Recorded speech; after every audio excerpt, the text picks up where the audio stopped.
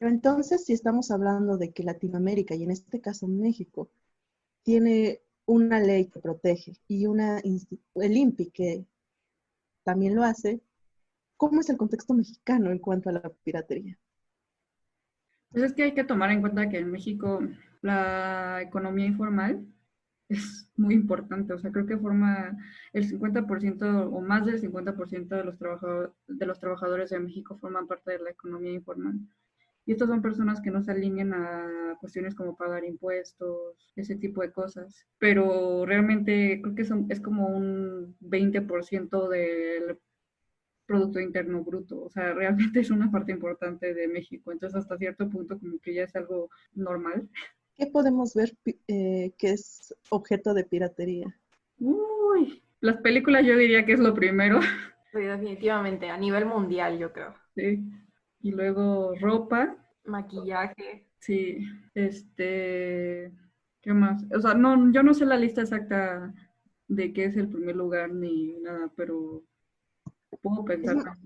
no, y es más bien observar tu alrededor, ¿no? Cualquier cosa muy cercana puede ser producto de piratería. En este Sí, sentido, la tecnología eh, obviamente es algo muy factible a los altos costos en los que puedes encontrar softwares, ¿no? También podemos ver incluso, ya decían de maquillaje, que es algo que incluso puede ir en contra de la salud en ocasiones por reducir costos, por reducir, eh, quizá ahorrarte muchos pesos, puede incluso resultar en una afectación directa a la salud.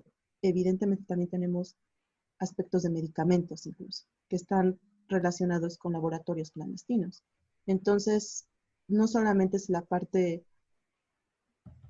costosa del asunto, sino también incluso implicaciones a la salud directamente. Por eso es que podemos considerar que hay botellas de alcohol que también sufren este tipo de distribución fuera de los derechos de autor. Entonces también puede ser incluso letal, ¿no? Um, las mismas autopartes, en el sentido de tu auto, cómo puedes tú mismo ser engañado en ventas de autopartes y piratas, no originales, que obviamente va a conllevar en que quizá en algún momento te traiga problemas si quieres venderlo con la agencia. Entonces son como cuestiones muy cotidianas que no nos ponemos a pensar porque pues está ya tan inmerso, como ya lo dijo Fer, que en algún momento podría ser bastante evidente que te traiga problemas. Si quieres ir con un distribuidor legal u original y se dé cuenta de que estás haciendo algo indebido en el sentido de que tienes partes no originales. Entonces, podemos ser cuidadosos en ese aspecto. Es que aparte también es muy fácil comprar algo pirata y no darte cuenta de que es pirata, especialmente hoy en día que ya, por ejemplo, todo lo puedes hacer por internet. Lo primero que se me ocurre es Amazon. No creerías que ahí se venden cosas piratas, pero sí se venden muchas cosas piratas ahí, especialmente porque es una página en donde permite que terceras partes vendan sus productos.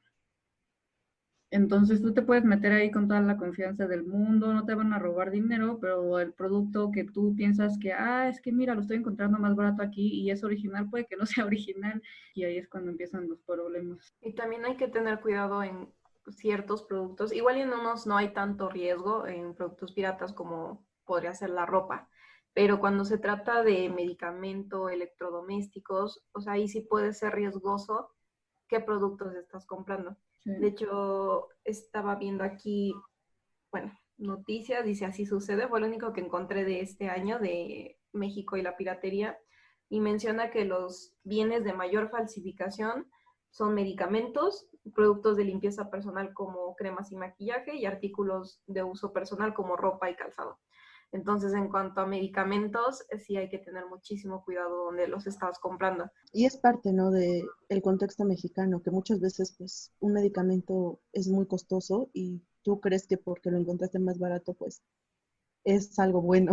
Y, pues, la realidad es que, pues, es todo lo contrario. Entonces, es esta forma de observar cómo en México no estamos, el propósito de este programa y esta conversación no es condenar a la piratería como lo que es, ¿no? Porque sí es un crimen en cuanto a propiedad intelectual, derechos de autor, pero también en el contexto mexicano, latinoamericano, pues es el resultado de un contexto específico en el que, pues, ya lo dijeron, hay una brecha social, económica muy grande que no permite acceder. O como decía Fer, el Internet no te lo deja tan cerca que no te permite cuestionarte antes lo que estás adquiriendo. Antes normalmente tenías que ir a Tepito, La Fayuca, y ahí encontrabas lo que quisieras, ¿no? Pero hoy en día, pues ya, o sea, en internet encuentras todo.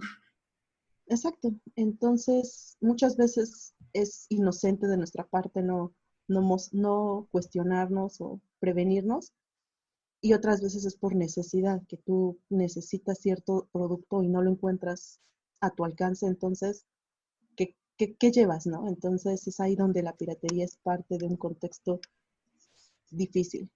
Un ejemplo muy común de eso es, por ejemplo, los programas de Adobe, Photoshop, Illustrator, Premiere, todos esos.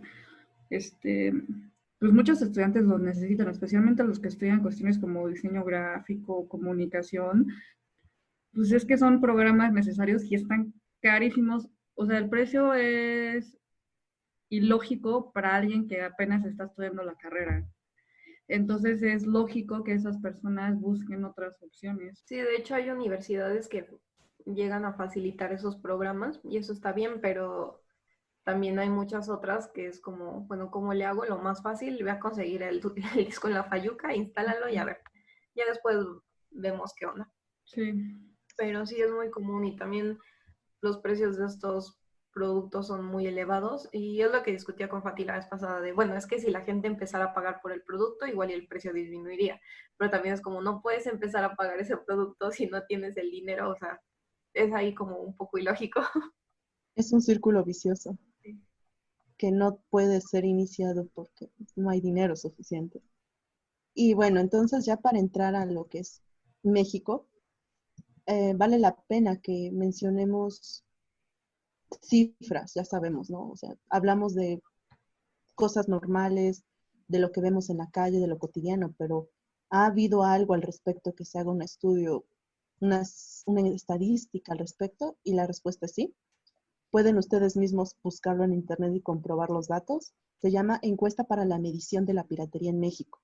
Y tristemente es lo que tenemos más reciente, tan formal, fue en abril del 2017. Y bueno, está hecho por la ITAM.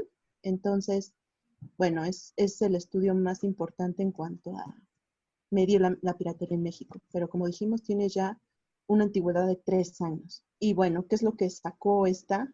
Realmente es bastante importante ver lo que menciona esto.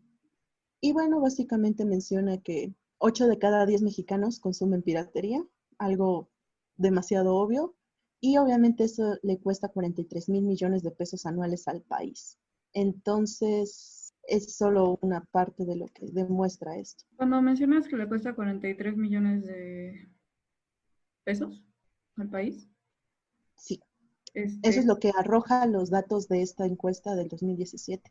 pero ¿te refieres a que eso es lo que aportan a la economía o es lo que le quitan a la economía? Recordemos que esto es todo un proceso en cuanto a protección de derechos de autor, y también, aunque no es como tal lo que podríamos mencionar muy especializado, pero recordemos que cualquier producto tiene cierto IVA. Entonces, es todo una aportación al Estado. Obviamente, también vemos, como lo dijiste, Fer, al inicio, que es todo eh, esta venta que no paga impuestos. Uh-huh. Entonces, recordemos que muchas veces estás adquiriendo algo en la calle, y eso significa que si está en la calle no pagas el local. Entonces, es todo desde muchos lados donde se puede ver el contexto en el que estás adquiriendo algo pirata. Igual, no solamente fue por la ITAM, esto fue un encargo principalmente de la Coalición por el Acceso Legal a la Cultura, AC. Y esto obviamente fue hecho en 30, fue una organización que agrupa 38 entidades. Y bueno, obviamente una tercera parte de los entrevistados declaró que pues era consumidor de libros, y 2/3 partes que no. Y bueno, 1 de cada 10 reconoció haber comprado libros piratas en los últimos 12 meses. Ya sabemos, eso fue hace 3 años. Y el 31% declaró que adquirieron los libros piratas impresos porque resultaba fácil adquirirlos o porque no encontraron el original. El 51% declaró que adquirieron libros piratas en línea por facilidad de obtenerlo. Esto hablamos solo de libros. Igual, eso es algo muy importante. Muchas veces la piratería también llega porque no lo encuentras original. Muchas veces tu distribución es limitada porque obviamente la distribución es costosa. Entonces, por mucho que el autor quiera llegar a todos los rincones del mundo, es imposible. Entonces, pues como dijimos, Internet te facilita la situación, pero es obviamente contra los derechos de autor originales. Obviamente fueron 41.9 millones de mexicanos los que continúan adquiriendo piratería física y online.